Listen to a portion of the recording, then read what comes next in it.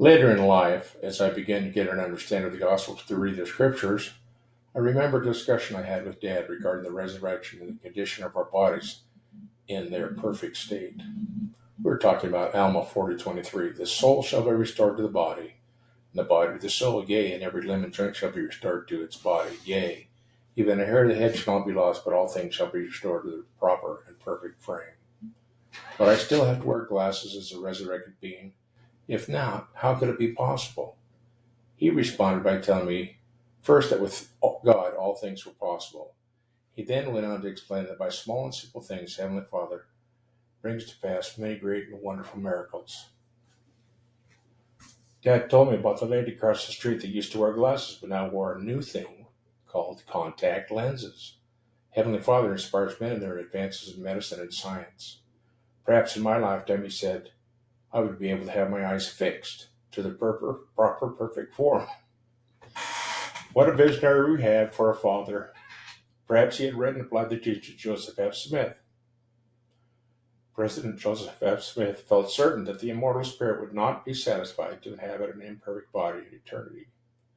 From the day of the resurrection, the body of a child will develop until it reaches the full measure of the stature of its spirit, whether it be male or female. Similarly, he explained that all defects will be removed in their course in their proper time, according to the merciful providence of God. Sure enough, when I started reading about the Russians and their research and development of radical karyotomy, I could begin to see how this could happen. More recently, the use of laser prescription adjustment came into common practice, and my hopes soared. When the price finally dropped dramatically, I signed up for the procedure. Although it was scary, the day of the operation was 3 months hence, therefore acceptable. My first round of eye examinations was very complete. A slightly higher than normal eyeball pressure was noted, and the surgery was put off until another eye doctor verified I did not have glaucoma.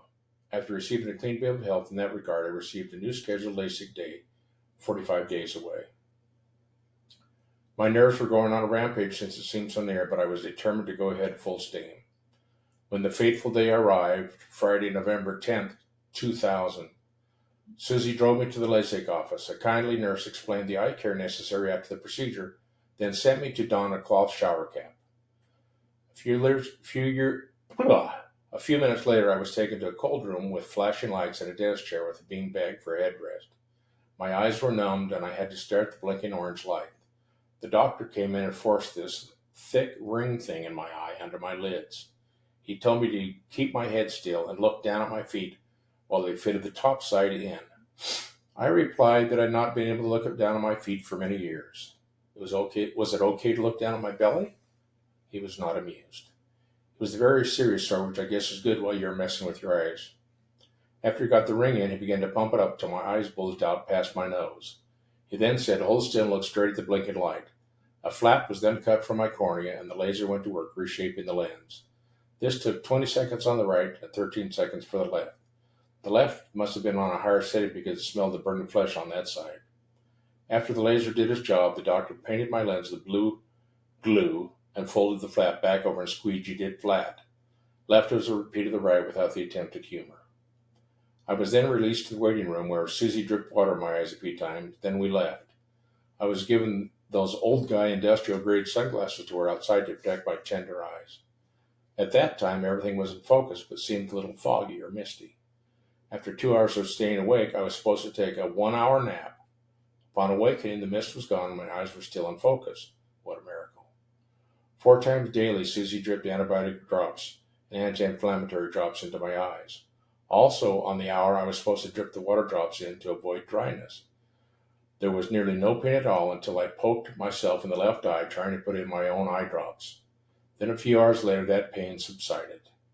The morning after the entire previous day's surgeries, I reported back for a quick exam. It was somewhat akin to a science fiction movie, as myriads of people beelined toward the office once it was open, all wearing the old guy's industrial-grade sunglasses. I think I was the only one who walked with my arms extended in front of me, though. My exam went well until my doctor said, uh-oh, as he gazed into my left eye. You have a funky wrinkle in your flap. Wait out there till I finish the rest, and I'll fix it. Half an hour later, I found myself once again with my head on the beanbag. The rubber ring was a little more unpleasant since my eye was still sore from the day before. After he pumped it up, the doctor lifted the flap and stretched it out several times. Then there was more blue glue in the squeegee treatment again. This lasted about 10 times longer than the first time. I'm not sure, but I think the heel of his shoe and the steamroller were somehow involved. An appointment was made for the next morning, which was Sunday, so he could look at the left eye one more time. On Sunday morning, I posed the question of the wrinkle possibly being caused by an errant eyedropper. "Oh, thank you," he proclaimed. "That was exactly it. I couldn't figure out how you got such a funky fold. Now the mystery's solved." And thus we see that by small means the Lord can bring about great things.